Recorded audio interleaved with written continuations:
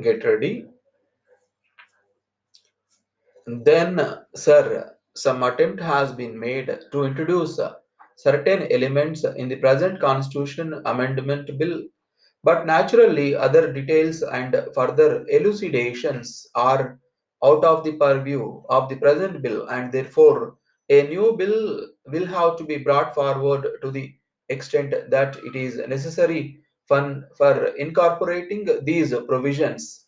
In the meanwhile, I would assure the House that government have made arrangements and will take steps for having interim advisory bodies, etc.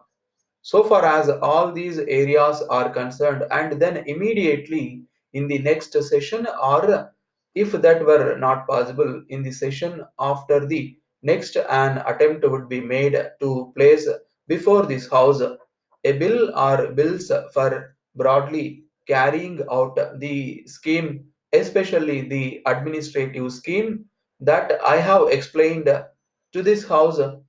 There will, of course, be, in addition to these bodies, so far as Delhi is concerned, a Delhi Development Authority. All these are necessary because Delhi is the capital, and all attempts have to be made to make Delhi as model a city as possible. Now, the next item with which this bill deals is what is known as the safeguards for linguistic minorities. Now, this would apply to all the states. So far as this is concerned, there are two or three aspects to this question. One is that we are dealing only with linguistic minorities, not any other minorities at all, and we are generally following the line that has been laid down by the States Reorganization Commission. The States Reorganization Commission rightly pointed out that even after the reorganization of states, there would remain a large population speaking languages other than the territorial language of the particular state. Now, so far as these people are concerned, certain safeguards were considered essential. In the first place, we have to note that all the inhabitants in any part of India, state or union territory, or the citizens of India, they have a common citizenship, and the rights of common citizenship will naturally be available in all respects, so far as the linguistic minorities in different parts are concerned. But it is essential that, as far as possible, the interests of the linguistic minorities should be safeguarded to the extent that it is necessary. The States Reorganization Commission have pointed out in this respect that, after all, these linguistic minorities are the citizens of India.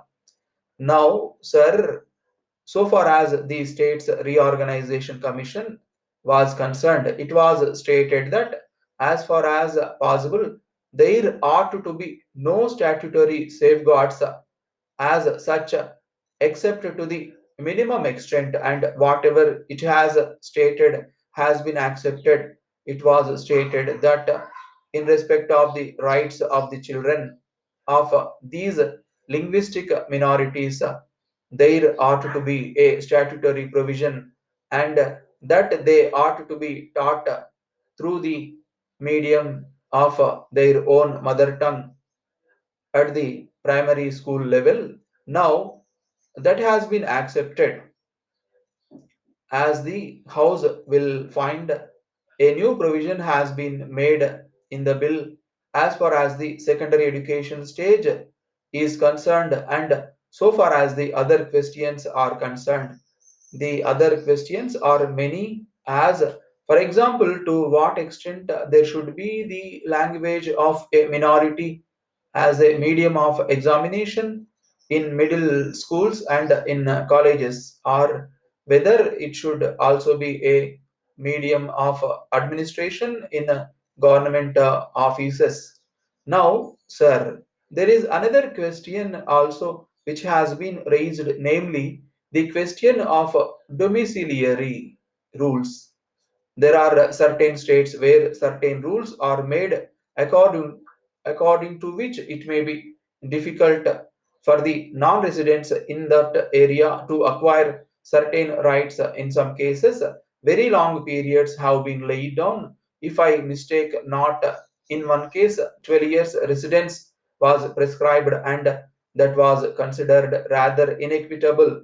As you are aware, sir, in this respect, the Constitution has stated that if, for example, there are any such rules which had the force of law at the time when the Constitution was inaugurated, then they would continue to have the force of law until Parliament makes a law in that respect. We are considering that aspect of the question also.